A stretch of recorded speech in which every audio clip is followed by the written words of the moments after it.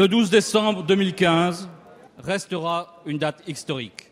Pour la première fois, à l'unanimité, les États du monde ont adopté un accord universel contre le dérèglement climatique. Je veux tout d'abord en féliciter, en notre nom à tous, notre ministre des Affaires étrangères. La réussite de la COP21 doit beaucoup à sa présidence, reconnue par tous comme talentueuse et rassembleuse.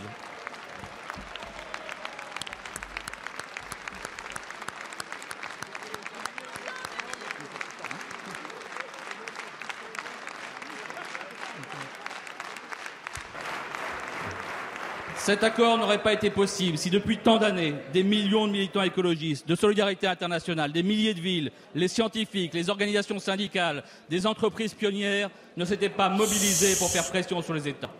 Samedi soir, en tant qu'écologiste, j'étais profondément ému. Et je dois le dire aussi, j'étais fier que ce soit notre pays qui l'ait réussi. Pendant un an, la diplomatie française s'est mise en mouvement comme jamais un pays ne l'avait fait, président de la République en tête, en s'appuyant sur des personnalités remarquables, particulièrement Laurence Tubiana et Nicolas Hulot, que je veux remercier ici. Certes, le dérèglement climatique n'a pas disparu d'un coup. Cet accord ne permet pas à lui tout seul de respecter les 1,5 degrés. Mais un palier a été franchi. Nous avons une feuille de route et un agenda des solutions pour la planète et pour l'emploi. Il y aura un avant et un après Paris 2015. Il y a maintenant urgence à le mettre en œuvre et à agir de façon déterminée.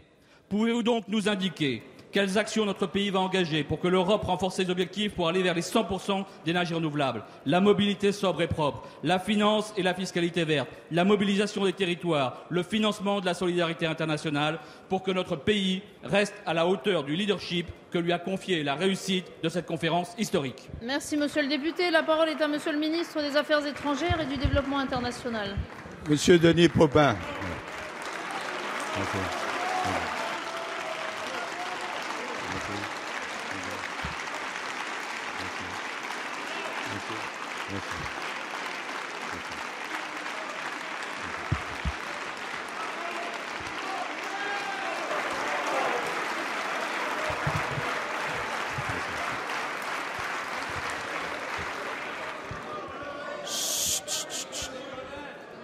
Monsieur Denis Popin, Mesdames et Messieurs les parlementaires, merci de cet accueil que je sais chaleureux sur tous les bancs, même si les formes en sont diverses.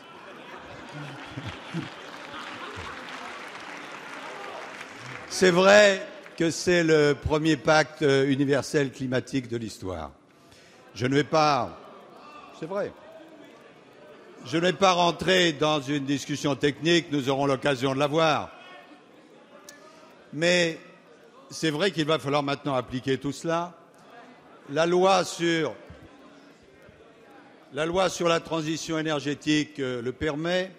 Le président de la République, en clôture de la conférence, a annoncé des initiatives supplémentaires en ce qui concerne le financement, en ce qui concerne le prix du carbone, en ce qui concerne différentes actions. Et nous allons les y employer. Et d'ailleurs, l'Assemblée nationale, bien sûr, sera associée à tout cela, puisque vous aurez, mesdames et messieurs, l'an prochain, à ratifier l'accord qui a été passé ce 12 décembre et qui sera signé au mois d'avril. Je voudrais saisir cette occasion pour remercier l'ensemble de la représentation parlementaire qui nous a soutenus dans cette tâche qui n'était pas des plus faciles. Merci.